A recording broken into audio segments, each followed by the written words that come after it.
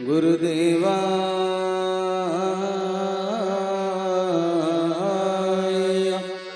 नमः।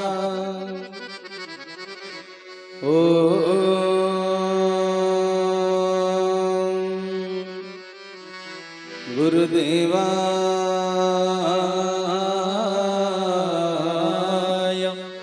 नमः।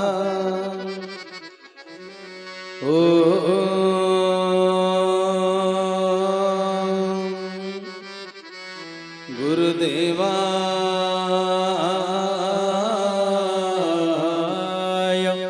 नमः।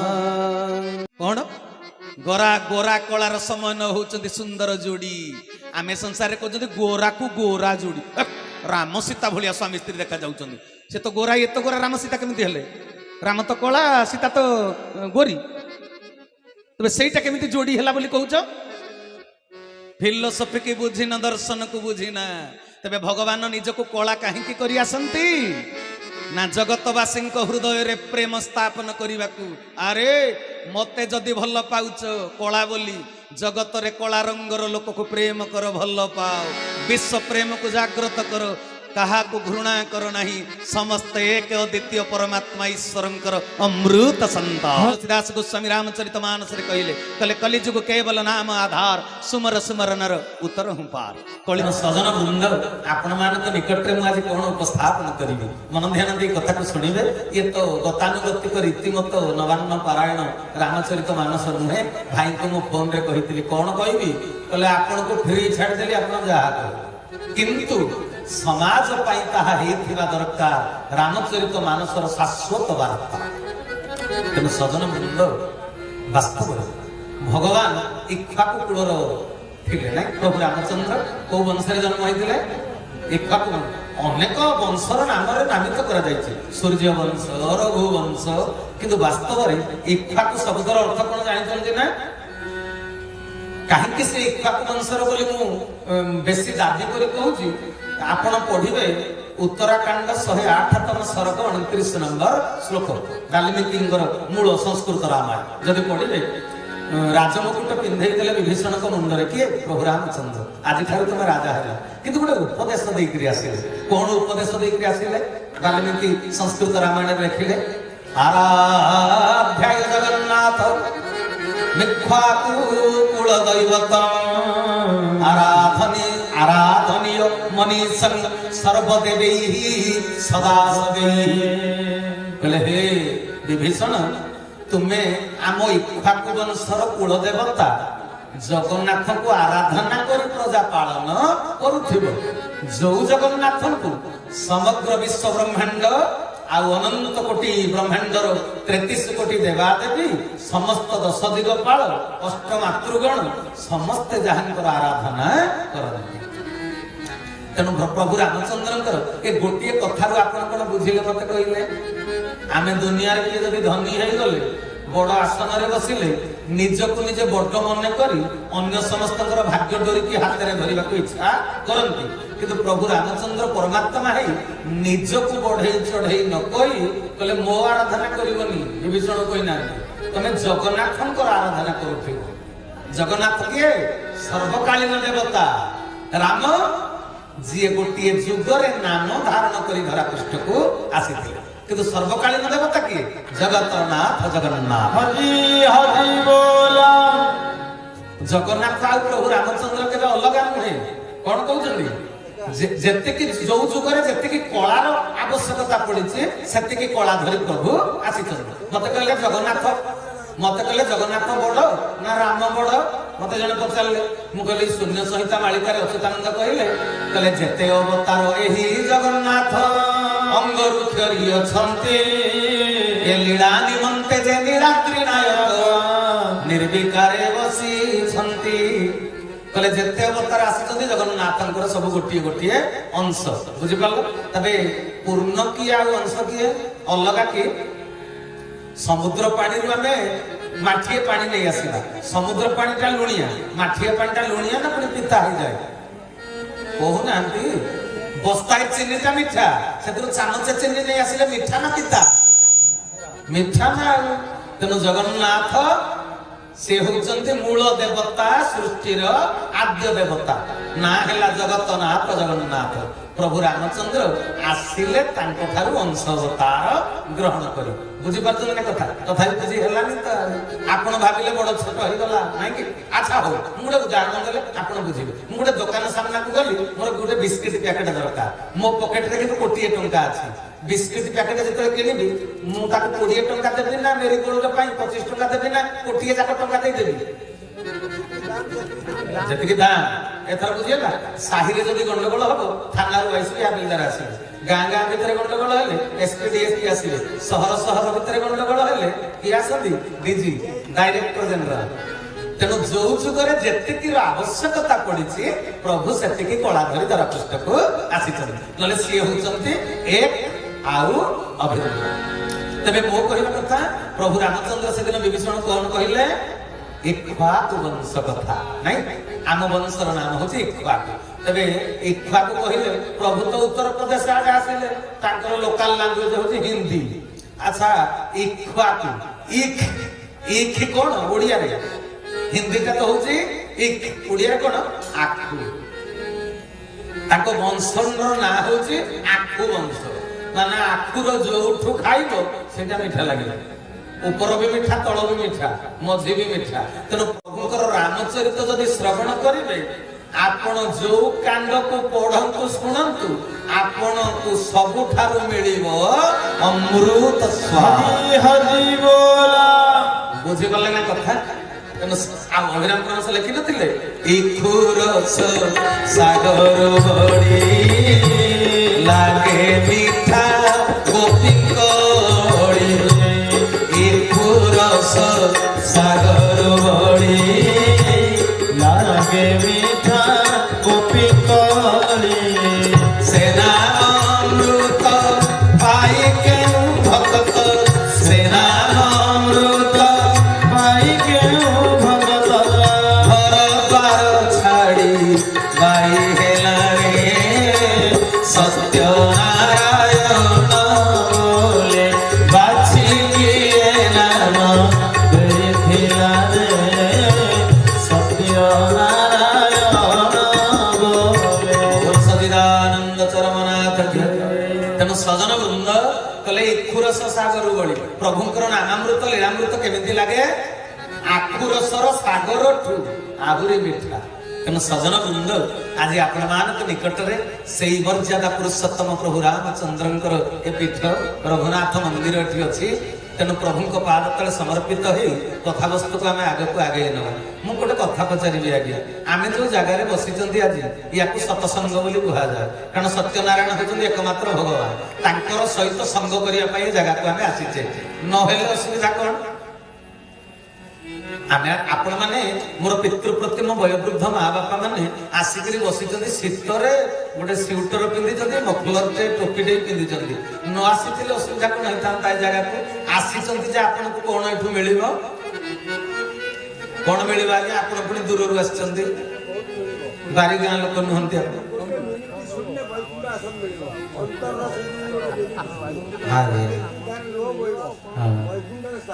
ବୈକୁଣ୍ଠରେ ସ୍ଥାନ ମିଳିବ ଯେ ଆଜ୍ଞା, ମୁଁ ଭାବୁଛି ବୈକୁଣ୍ଠକୁ କିଏ ଦେଖିଛି ମତେ କହିଲେ? ବୈକୁଣ୍ଠକୁ ଯାଇକିରି କେହି ଜଣେ, ମୁଁ ବମ୍ବେ ଯାଇଥିଲି, ବମ୍ବେରୁ ଆସିଲା ପରେ ମୋ ମାକୁ କହିଲି, ଜାଣିଛୁ ନା ବମ୍ବେଟା କେମିତିଆ? ଏମିତିଆ, ଅମୁକ ଜାଗାରେ ଏଇଆ ଅଛି, ସମୁକ ଜାଗାରେ ସେଇଆ ଅଛି। ବମ୍ବେକୁ ଯାଇଥିଲି, ଦେଖିକିରି ଆସିକିରି ବଖାଣି ଦେଲି। ବୈକୁଣ୍ଠକୁ କିଏ ଯାଇକିରି ପୁଣି ଫେରିଛି ଯେ ଆମକୁ କହିଛି କି ବୈକୁଣ୍ଠଟା ଏମିତିଆ ବୋଲି? କେହି କହିନାହାନ୍ତି ଆଜ୍ଞା। ବୈକୁଣ୍ଠ ଅଛି ନିଶ୍ଚୟ, କିନ୍ତୁ ବୈକୁଣ୍ଠକୁ ଆମେ କେବେ ଦେଖି ନାହାନ୍ତି। କିନ୍ତୁ ଶ୍ରୀରାମଚରିତ ମାନସ ଭାଗବତ ଶ୍ରବଣ କଲେ କଣ ହୁଏ? ଏ ମର୍ତ୍ତ୍ୟଟା ବୈକୁଣ୍ଠରେ ପରିଣତ ହୁଏ। ହରି ହରି ବୋଲ।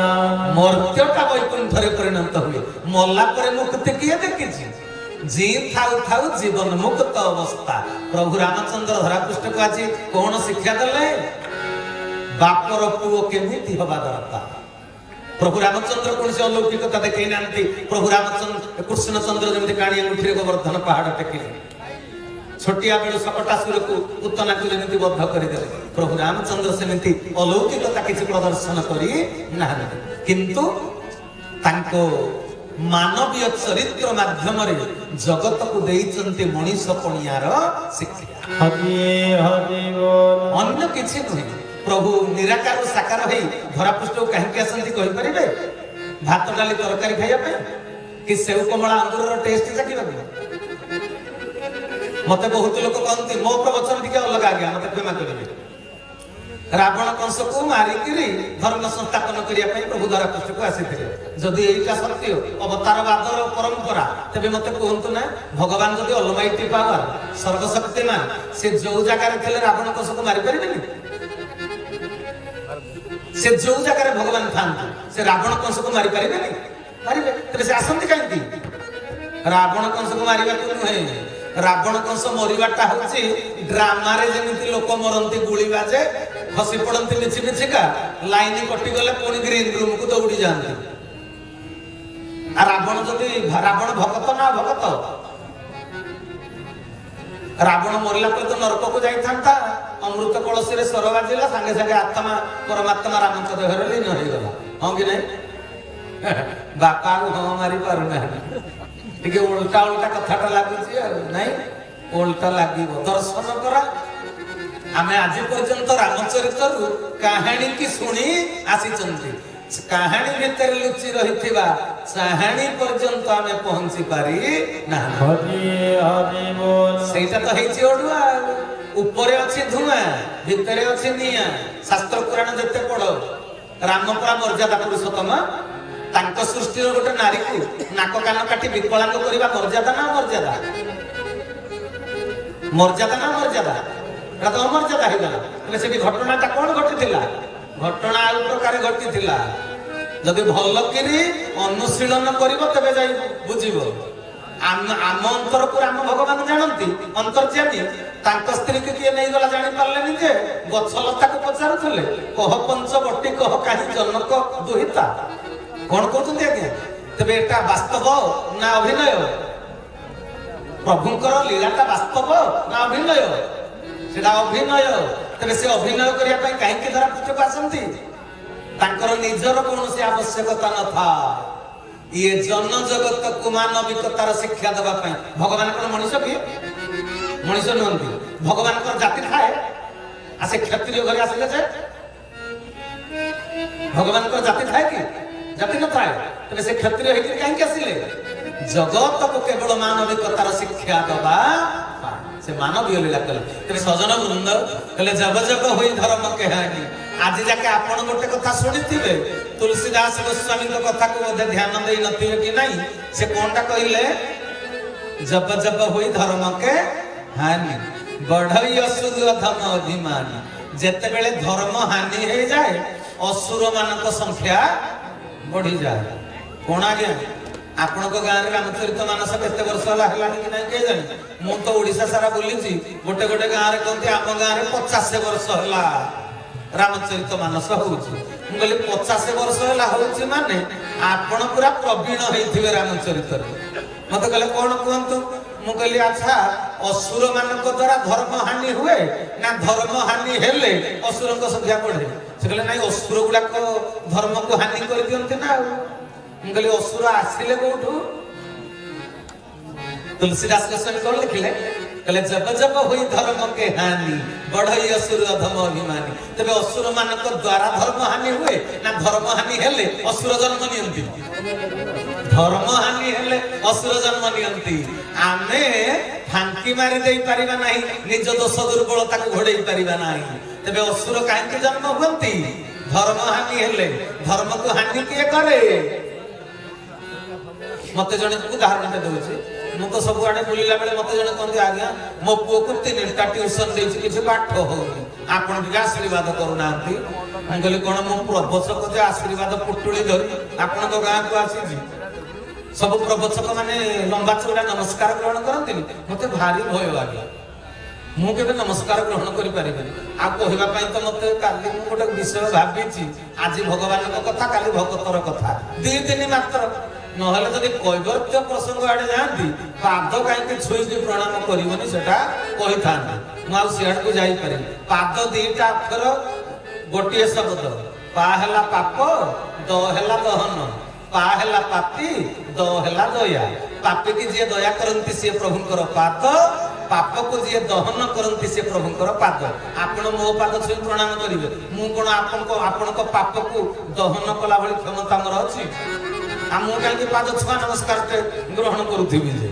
ତେଣୁ ସଜନ ବୃନ୍ଦ, ହଉ ମୁଁ ସିଆଡକୁ ଯାଉନି। ତେବେ ମତେ ସେ ବ୍ୟକ୍ତି ଜଣକ କହିଲେ ଆଉ 3ଟା ଟିଉସନ ଦଉଛି, ପୁଅର ମୋଟେ ପାଠ ହଉନି। ମୁଁ କହିଲି ଆଉ ବିଲକୁଲ ହବ ନା। କହିଲେ ଆପଣ କେଡେ ନିଷ୍ଠୁର ବାକ୍ୟ ପ୍ରୟୋଗ କଲେ। କହିଥାନ୍ତେ ନା ହବ ବୋଲି। ମୁଁ କହିଲି ହବନି ତ ଆଉ କହିବି କାହିଁକି? କହିଲେ ଅସୁବିଧା କଣ ହେଇଛି? କହିଲେ ଫାଉଣ୍ଡେସନ ବିଗିଡି ଯାଇଛି। ଆପଣ ମନ୍ଦିରଟା ତିଆରି କରିଛନ୍ତି, ନିହାତି ଫାଉଣ୍ଡେସନଟା ଗୋଟେ ଷ୍ଟ୍ରଙ୍ଗ କରିଥିବେ। 16 mm ରଡ୍ ଦେଇଥିବେ ନା, ଭଲ ସିମେଣ୍ଟ ଦେଇକିରି, ହଁ କି ନାଇଁ? କହିଲେ ଆଉ କଣ? ମୁଁ କହିଲି ଛୁଆ ଜନ୍ମ କରିବା ପାଇଁ ଗୋଟେ ବିଧାନ ଅଛି। ଭାରତୀୟ ସଂସ୍କୃତିରେ ସଦାଚାର ଅଛି। ପିଲା ଜନ୍ମ କରିବା ପାଇଁ ହେଲେ ସଦାଚାର ପାଳନ କରିବାକୁ ପଡିବ। ଆଉ ଆପଣ ଯୋଉ କହୁଛନ୍ତି ଏବେ 3ଟା ଟିଉସନ ଯାଇଛି, ମାନେ ବ୍ଲକ ଅଫିସରୁ ଧାନ ବିହନ ବିଶୁଧନ ଆଣି ଆପଣ ଯାଛା ତାହା ବିହନ ବୁଣିଛନ୍ତି। କହୁଛନ୍ତି ଚାରିପଟେ ବାଡ଼ ଦେଇଛି, ଗୋବର ଦେଇଛି, ଗ୍ରୋମର ୟୁରିଆ ପଟାସ ଦେଇଛି, ପୋକମରା ଔଷଧ ଦେଇଛି, ବର୍ଷା ନହେଲା ଜଳସେଚନ କରିଛି, ହେଲେ ବି ଧାନ ଭଲ କେଣ୍ଡା ପଡିଲା ନାହିଁ। ରେ ବାପା ଯେତେ କଲେ କଣ ହବ?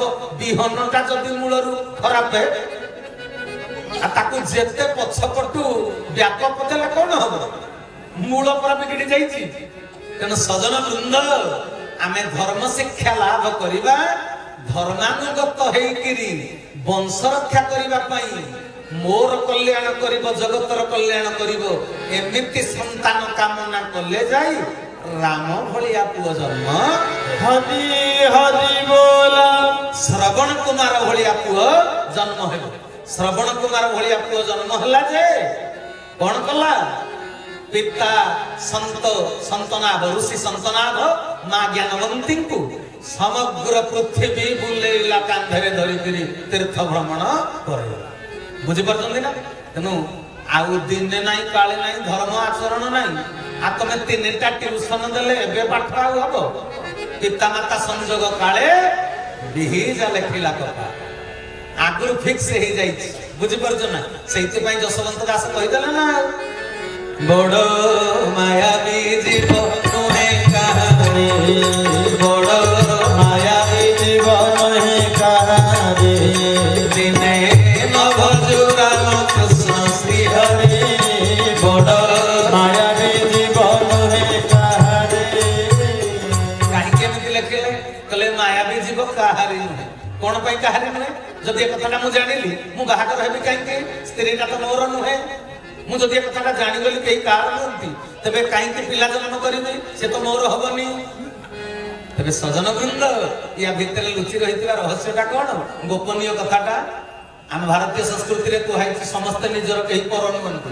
ଅୟଂ ନିଜ ପରୋ ବେତି ଗଣାନାଂ ଲଘୁ ଚେତସା ଉଦାର ଚରିତାନାଙ୍କୁ ବସୁଧୈବ କୁଟୁମ୍ବକମ୍। ଏ ସମଗ୍ର ବସୁଧା ହେଉଛି ଗୋଟେ କୁଟୁମ୍ବ, ପୁଣି କେହି କାହାର ନୁହନ୍ତି। କେମିତି? ତାହେଲେ ବୁଝିଲେ କଣ?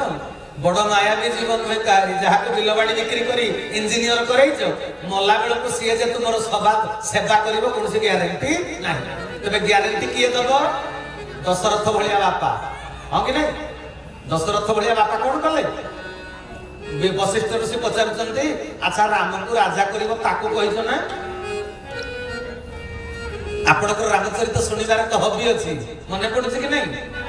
ବଶିଷ୍ଠ ଋଷି କହିଲେ, ଅଯୋଧ୍ୟା ରାଜଦାଣ୍ଡରେ ସୁନା କଳସୀ ବସିଲାଣି, ଝୋଟି ଚିତା ମୁରୁଜ ଦିଆଗଲାଣି, ଆମ୍ବ ତୋରଣ ଦିଆଗଲାଣି, କଦଳୀ ଗଛ ପୋତା ଗଲାଣି, ଯଜ୍ଞାନୁଷ୍ଠାନ ପାଇଁ ସବୁ ବ୍ୟବସ୍ଥା ସରିଗଲାଣି। ରାମ ଜାଣିଛି ନା କାଲି ସକାଳେ ରାଜା ହବ ବୋଲି?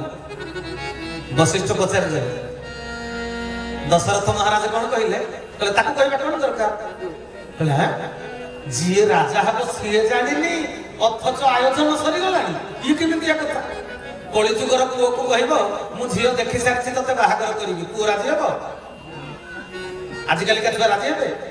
କିନ୍ତୁ ଦଶରଥ ନିଜ ଉପରେ କେତେ କନଫିଡେନ୍ସ, ନିଜ ପୁଅ ରାମ ଉପରେ କେତେ କନଫିଡେନ୍ସ। ତାହେଲେ ହେ କୁଳ ପୁରୋହିତ ବଶିଷ୍ଠ, ପୁଅ ମୋ ସତ୍ୟ ଶାନ୍ତି ଦୟା କ୍ଷମା ପ୍ରତୀକ ରାମ, କେଡେ ଉଦାର, କେଡେ ତରଳ, କେଡେ ସରଳ, କେଡେ ବିନୟ ସ୍ୱଭାବ। ମୋ ପୁଅକୁ ମୁଁ ଚିହ୍ନିଛି, ମୁଁ ଯେକୌଣସି ମୁହୂର୍ତ୍ତରେ ଯାହା କହିବି ସିଏ ଅରାଜି ହବ। ତେଣୁ ସଜନ ବୃନ୍ଦ, ଏଭଳିଆ ବାପ ମଲା ବେଳକୁ ତଥାପି ଦଶରଥ କର୍ମ ଫଳ ଭୋଗ କଲେ ଯେ ପୁତ୍ର ରାମଙ୍କୁ ପାଖରେ ପାଇପାରିଲେ ନା। ଆଉ ଆପଣ ସଦାଚାର ପାଳନ ନ କରି ପୁଅ ଆମେରିକାରେ ଡାକ୍ତର ହେଇଥିଲେ ବି ତୁମକୁ ସେବା ଦବ? କଣ କହୁଛନ୍ତି?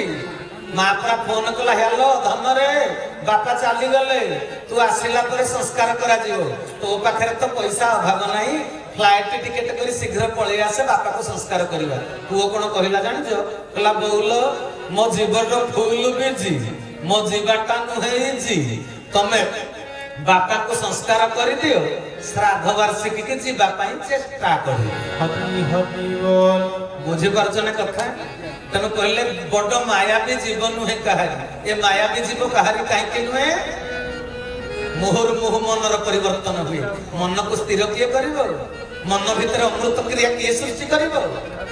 ମନର ଧର୍ମ ହେଲା ଏଇଠି ଅଛି, କଟକରେ ଯାଇ ପାଣି ପିଉଛି। ତେବେ ସଜନ ବୃନ୍ଦ, ଆମେ ଆଜି ଏ ଜାଗାରେ କାହିଁକି ବସିଛନ୍ତି କହିପାରିବେ? ତେଣୁ ଯେପର୍ଯ୍ୟନ୍ତ କହିଲେ ଦିନେ ନ ଭଜୁ ରାମକୃଷ୍ଣ ଶ୍ରୀହରି, ବଡ ମାୟାବୀ ଜୀବ ନୁହେଁ କାହାରି। ଯଦି ରାମ ନାମ ଜପି ଜପି, କୃଷ୍ଣ ନାମ ଜପି ଜପି ସଦାଚାର ପାଳନ କରିଥିବୁ, ତ ଖାଦ୍ୟରୁ ଯୋଉ ରକ୍ତ ତିଆରି ହେଲା, ରକ୍ତରୁ ବୀର୍ଯ୍ୟ ବିନ୍ଦୁ ତିଆରି ହବ, ସେ ବୀର୍ଯ୍ୟ ବିନ୍ଦୁରେ ଅମୃତ କ୍ରିୟା ସୃଷ୍ଟି ହବ, ଅମୃତ ସନ୍ତାନକୁ ତୁ ଜନ୍ମ ଦେଇପାରିବୁ। ଯଦି ଭଗବାନଙ୍କ ସହିତ ଭଲ ପାଇବା ନାହିଁ, ପ୍ରୀତି ନାହିଁ, କଳିଯୁଗର ମଣିଷ ସମସ୍ତେ ଭଗବାନଙ୍କୁ ଭଲ ପାଆନ୍ତି। ମୁଁ ପୁରା ଯାଇଛି ପ୍ରବଚନ ମଣ୍ଡପକୁ ଯିବା ପୂର୍ବରୁ ପ୍ରଭୁଙ୍କୁ ଟିକେ ପ୍ରଣାମ କରିବି, ଆପଣଙ୍କ ଠାକୁର ଘର କୋଉଟା? କହିଲେ ଆମର ଠାକୁର ଘର ନାହିଁ, ଆମର ଠାକୁର ଘର ନାହିଁ। ମୁଁ କହିଲି ଆପଣଙ୍କର ଠାକୁର ଘର ନାହିଁ? କହିଲେ ନା। ମୁଁ କହିଲି କାହିଁକି ଠାକୁର ଘର ନାହିଁ? କହିଲେ ପୂଜା କରିବାକୁ ଆମର ସମୟ ନାହିଁ। ମୁଁ କହିଲି ଆପଣଙ୍କ ସମୟ କୋଉଥିରେ ବିତୁଛି? ମତେ ତାପରେ 24 ଘଣ୍ଟିଆ ରୁଟିନ ଦେଲେ, ଆଉ ସଞ୍ଜରୁ ସକାଳ, ସକାଳରୁ ସଞ୍ଜ ସେ କଣ କରନ୍ତି, ଟୋଟାଲ ସବୁ ଯାକ କଥା ମତେ କହିଲେ। ମୁଁ କହିଲି ଆଚ୍ଛା, ସବୁ ଯାକ ପିରିୟଡ ଅଛି, ସଞ୍ଜେ ସକାଳେ